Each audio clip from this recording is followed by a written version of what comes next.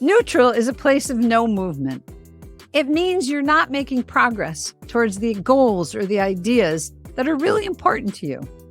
Welcome to Beyond Neutral, where we talk about what gets you stuck and how we can shift and navigate the road forward. As leaders, as professionals in our careers, or just balancing and creating the kind of life you desire. I'm your host, Paula Reed. Welcome to the podcast. Welcome to today's episode of Beyond Neutral. I'm your host, Paula Reed. So we have been talking about agency and all the things that get in the way of our agency. And our agency is about action. It's about taking action and believing that we have the ability to take action to impact our circumstances. So what I want to talk about today is, it's something that gets me, has gotten me, I've gotten better at this, but is the concept of rumination, ruminating, okay? Ruminating can happen in two ways. One is pausing and taking the time to really think about, self-reflection. Looking internally, thinking about why you do certain things, where you are with something, how you're reacting to something. And that can be positive, okay? The rumination that I want to talk about, however, is the one that really gets in the way of our being able to take action. And that is the negative rumination, a negative, repetitive thought process that loops in our minds. In those cases, rumination is neither healthy nor productive. I don't know anybody who has not found themselves caught in that from time to time. And a lot of times, what that really is it's kind of our mode of responding to distress, right? Repetitively and passive is a key word here, focusing on the distress and the possible causes and consequences of that, right? And it's just this loop that plays over and over and over in our head. And it can come from, having an exchange with a coworker, with somebody you have a close relationship with, a conflict that you're feeling uneasy about taking on. It can be that you felt slighted. There can be a whole lot of reasons that kind of start this cycle of ruminating, this cycle of kind of playing this loop in your head. And the real danger of it is that we also start attaching other things to it as we play that loop. We start inferring impacts as a result of that loop that we're playing in our head. And it becomes not just a loop, but it becomes a loop with tentacles, right? Like an octopus. It all of a sudden starts growing legs, and you can see, well, if that happened, then this will happen, and then this will happen. And it just can become a really very paralyzing and obviously very negative cycle. And so obviously, like any of these things, there's the extremes, right? There's people who get caught in this to the point of it becoming a mental illness. And then there's a lot of us that get caught in it because of a particular circumstance we find ourselves in. So how do you step out of that? Because first of all, it's sucking every ounce of energy and it's producing absolutely nothing by being in it. So how do you break that cycle? And I've seen this, with coaching clients so often that they are suddenly in this and they need to kind of figure out how do I break out of it? So the first thing that I work with coaching clients on when we're trying to break that cycle or that process is, number one, write it down. Write down these thoughts that you're having. And let me just say this, that I have done this, okay? I have been in these ruminating cycles where the story that I'm telling myself could be a novel, right? Could be a bestseller. It's taken on so many, possible implications in my imagination. But when I find that you write it down and you really kind of start having to take it from in here to down on paper, like many things, it starts to lose its power. Just the process of doing that, it starts to lose its power and it starts to interrupt that loop that you have, okay?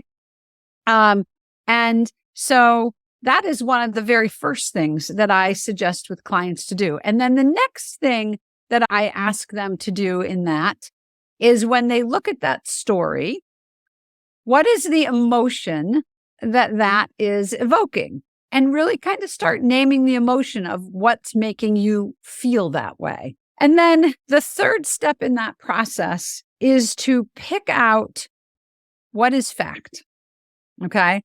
Because oftentimes the tentacles, the legs of the octopus that you've attached to that story is not based on fact.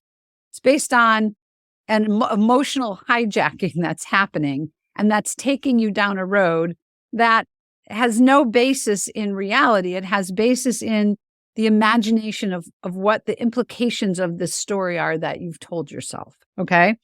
So you've got the story, you've got the emotions that are attaching that to that story, and then you've got the facts. And this really takes, being honest about what you know. And often where I find this happening with coaching clients is I'll say, well, tell me the story. And they tell the story. And in that, they will usually attach something like, and they think, referring to the other person, they think this, or they're going to do this. And they'll have inferred an action or a thought onto somebody else, but they actually don't have any way of knowing for certain.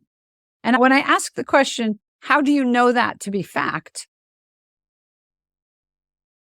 They pause. And they don't. They don't know that to be fact.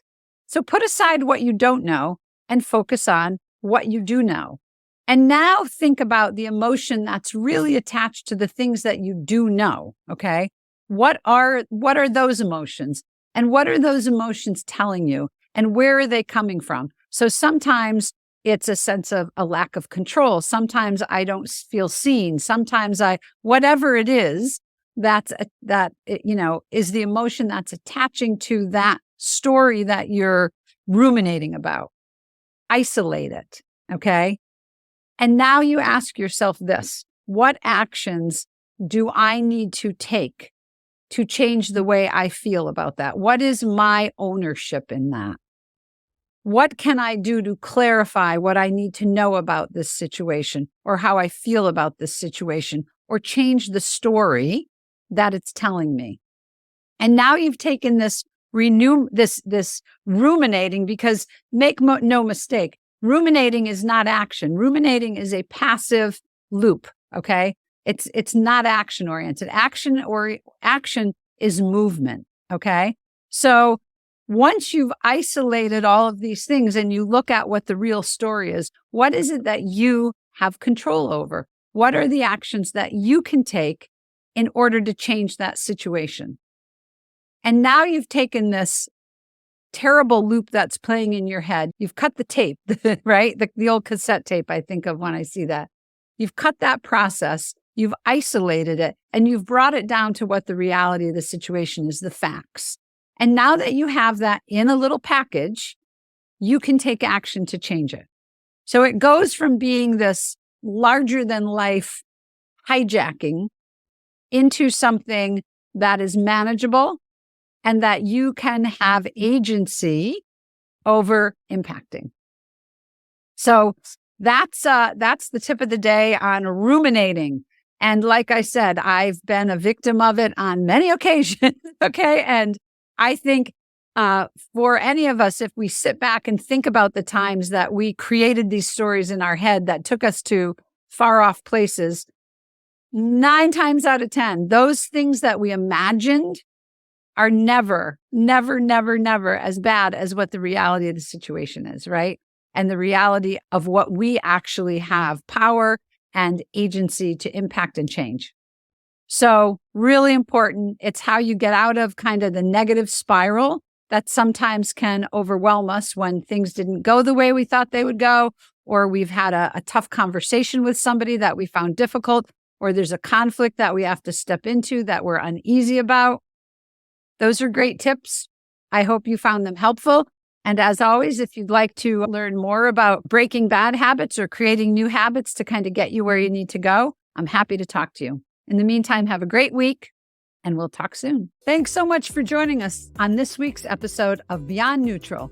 Make sure to visit our website, www.reidandco.com, for this week's show notes. That's reidnco.com.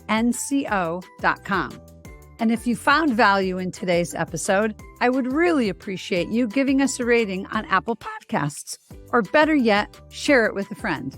Also, don't forget to subscribe wherever you get your podcasts. All of this helps to support the show. Thanks so much. Take care.